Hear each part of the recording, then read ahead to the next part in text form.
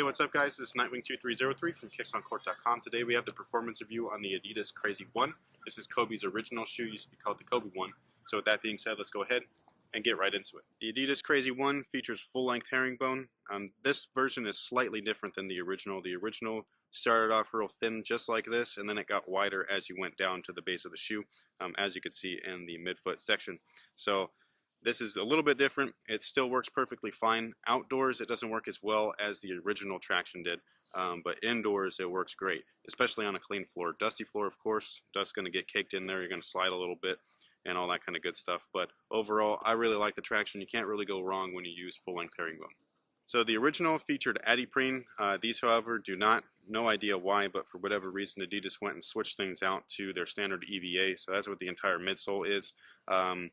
The originals I remember being super comfortable, especially after break-in time. Adidas is just a little bit softer than their traditional EVA. So these guys here, definitely not as soft as the original. Does it provide adequate cushion? In my opinion, yes. I didn't have any pain or anything like that. It gets a little bit of bounce back, not as much again as adidas, so adidas would have been preferred, but this is still doable. And if you're used to Adidas's like Rose line or pretty much any other shoe, you've already been used to their EVA foam setup, and this should be no different than any of the previous models.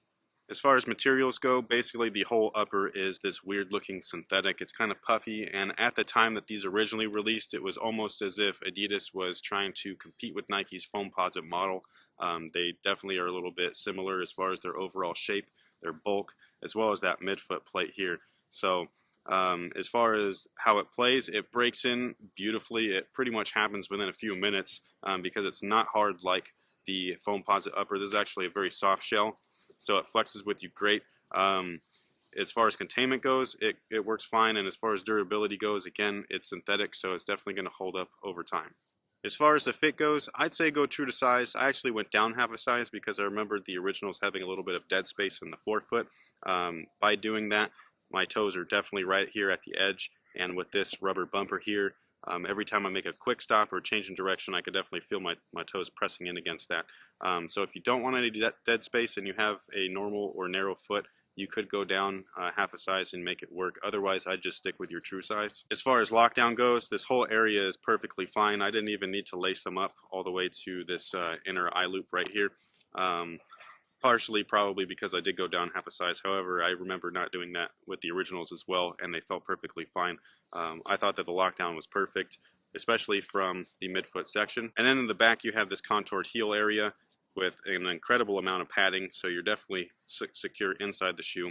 And then you have this plastic heel counter right here, so you're not moving within the shoe when you make lateral cuts and changes of direction. As far as ventilation goes, you can pretty much see there isn't any. As far as support is concerned, most of that's coming from that overall fit and containment. Again, in my personal opinion, by going down half a size, it was perfect. Going up half a size, you might have a little bit of dead space, but just tie up your laces and you should be perfectly fine. The rest of the support system is coming from their midfoot torsional support. It kind of just creates basically a midfoot shank, just like any other plate in place. It tries to act as if these two sections are independent. However, by them being completely joined, it doesn't do that perfectly, but it still provides plenty of support and torsional support as well. Alright guys, that pretty much takes care of everything for the Adidas Crazy 1. In my opinion, it's a really fun shoe to play in. I love playing in these things. Reminds me of being a kid and playing in them back then.